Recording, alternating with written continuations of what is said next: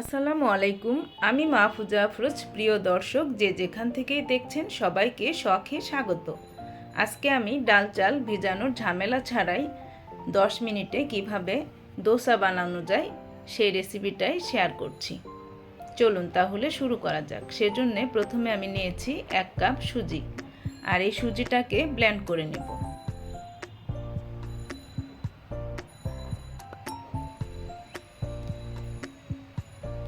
সুজিটা আমার ব্লেন্ড করা হয়ে গিয়েছে। এখন আমি একটা বোলে ঢেলে নিচ্ছি।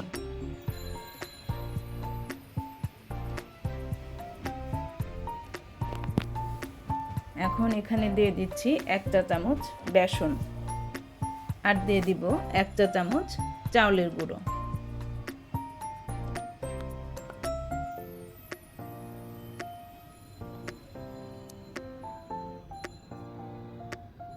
শুকনো উপকরণগুলো ভালোভাবে মিশিয়ে নিচ্ছি। এখন দিয়ে দিচ্ছি এখানে 1/2 কাপ টক দই।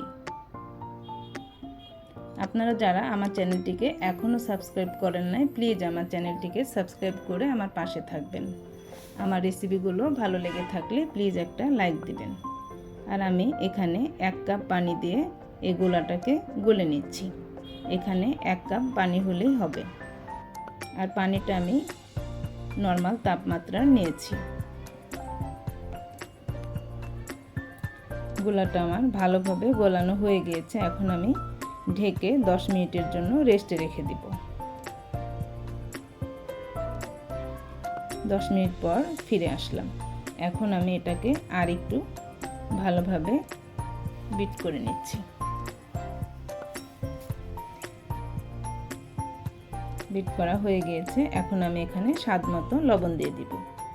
আমি প্রথমে লবণ দিই নাই, লবণটা আমি এই পর্যায়ে ব্যবহার করছি। আর দিয়ে দিচ্ছি 1/2 চা চামচ বেকিং সোডা।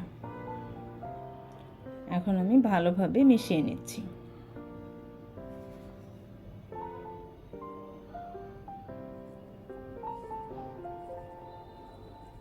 মেশানো হয়ে গিয়েছে।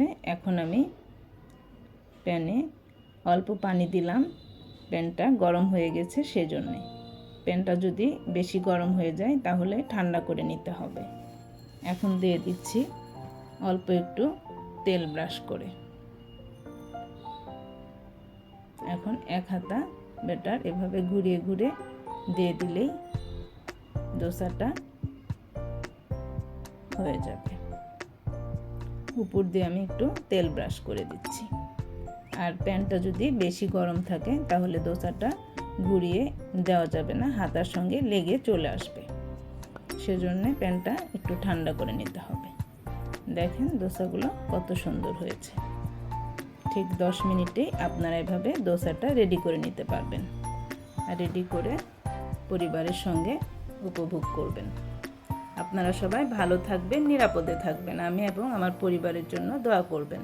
আল্লাহ হাফেজ।